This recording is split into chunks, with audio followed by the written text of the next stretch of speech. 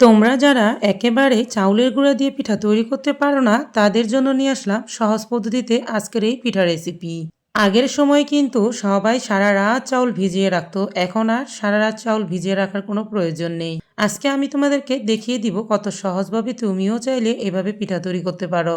দেখতে পাচ্ছ এখানে আমি 250 গ্রাম চাউল নিয়েছি, কুসুম গরম পানি দিয়ে ভিজিয়ে রাখছিলাম আধা ঘন্টার মতন। আধা ঘন্টা পর পানিটাকে ঝরিয়ে এখন আমি শিলপাটায় জাস্ট বাটা দিয়ে নেব খুব কম সময়ে। গরম পানি দিয়ে ভিজিয়ে রাখার কারণে শিলপাটায় বেটে নিতে কিন্তু খুব দ্রুত আর নরম সফট হয়ে যায়। বাটাবাটির ঝামেলাটা একদম কমে আসে। দেখতেই পাচ্ছ আমি কিভাবে বেটে নিচ্ছি।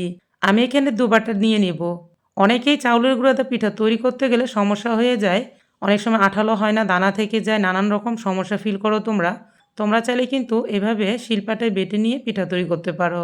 এর জন্য কিন্তু সারা রাত ভিজিয়ে রাখার কোনো প্রয়োজন নেই। এভাবে আধা ঘন্টা কুসুম গরম পানি দিয়ে ভিজিয়ে রেখে শিলপাটায় বেটে নিলে খুব দ্রুত হয়ে যাবে। এখন আমার বেটে নেওয়া হয়ে গেছে, আমি এটাকে উঠিয়ে নিচ্ছি। উঠিয়ে লবণ দিয়ে একটু মেখে নিচ্ছি। ভালোভাবে মাখানো হয়ে গেলে এখানে আমি দুভাগে ভাগ করে একটাতে ফুড কালার দিয়ে দেব। আমি এখানে এলো ফুড কালার দিয়ে আজকের পিঠাটা তৈরি করব। তোমরা যদি ফুড কালার দিতে না চাও সেই ক্ষেত্রে তোমরা সাদাও তৈরি করতে পারো, আর ফুড কালারটা যদি না দাও তাহলে স্কিপ করতে পারো। আজকে পিঠা তৈরি করার জন্য আমার লাগবে এখানে পেপার কাগজ আর প্লাস্টিক কাগজ সিরিজ। আমি একটা ডিজাইন এঁকে নিয়েছি পেপার কাগজে প্লাস্টিকের উপর এই পিঠাটা তৈরি করব। তোমরা চাইলে কাঁঠাল পাতা অথবা কলা পাতাতেও কিন্তু তৈরি করতে পারো। এখন আমি নিয়ে নিচ্ছি 2টা সিরিঞ্জ। তোমরা যদি সিরিঞ্জে তৈরি করতে না চাও সেই ক্ষেত্রে কিন্তু পলিব্যাগ দিয়ে অথবা তোমরা পাইপিং পলিব্যাগ দিয়েও তৈরি করতে পারো। আমি সিরিঞ্জের ভিতরে ড্রো ভরে আজকের পিঠাটা তোমাদেরকে তৈরি করে দেখিয়ে দিচ্ছি। যদি এই নিয়মে ভালো লাগে তাহলে কিন্তু পিঠা তৈরি করতে পারো। পিঠা তৈরি করতে করতে তোমাদেরকে বলে দেই, তোমরা হয়তো আমার ভিডিও দেখতে দেখতে একটি লাইক দিতে ভুলে গেছো। তো যারা আমার চ্যানেলটিতে আজকে একেবারেই নতুন তোমরা চাইলে কিন্তু চ্যানেলটিকে ফলো করে আমার পাশেই থেকে যেতে পারো। এভাবে পিঠা আমি 2টা তোমাদেরকে তৈরি করে দেখিয়ে দিলাম। এখন পিঠাগুলা ভাপ দিয়ে নিতে হবে। খুব কম সময়ে কিন্তু এই পিঠাগুলা তৈরি করে নেওয়া যায়, দেখতেও বেশ আকর্ষণীয় হয়। আমি একটা পাতিলের ভিতরে নেট জাল বেঁধে নিয়ে তারপর এখানে আমি ভাপ দিয়ে নিচ্ছি। তোমরা তোমাদের সুবিধা মতন ভাপ দিয়ে নিতে পারো। ভাপ দিতে মাত্র 5 মিনিট অথবা 6 মিনিটের মতন লাগবে, এর বেশি প্রয়োজন নেই। এর বেশি সময়ের একটুও প্রয়োজন নেই। একেবারে পিঠাগুলো তৈরি করে এভাবে তোমরা ভাপ দিয়ে নিতে পারবা। দেখতেই পাচ্ছ পিঠাগুলো কিন্তু একে একে আমি ভাপ দিয়ে নিলাম। এখন এই পিঠাগুলা আমি তোমাদেরকে ছাড়িয়ে দেখিয়ে দিচ্ছি কত সহজভাবে উঠে পড়ে এই প্লাস্টিক থেকে। আলতো হাতে একটু টান দিলেই প্লাস্টিক থেকে কিন্তু খুব অনায়াসেই ছুটে আসবে এই পিঠাগুলা। এখন এই পিঠাগুলোকে রোদ্রে শুকিয়ে নিতে হবে।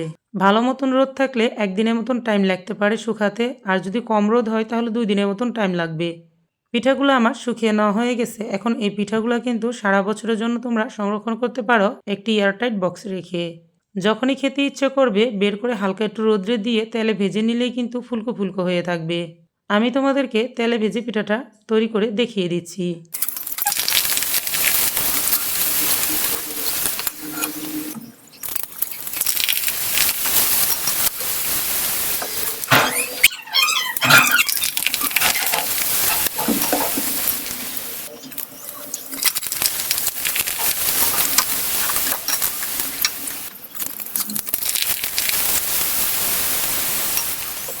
পিঠাটা আমার তেলে ভেজে নেওয়া হয়ে গেল। দেখতেই পাচ্ছ কত সুন্দর ফুলকো ফুলকো হয়েছে।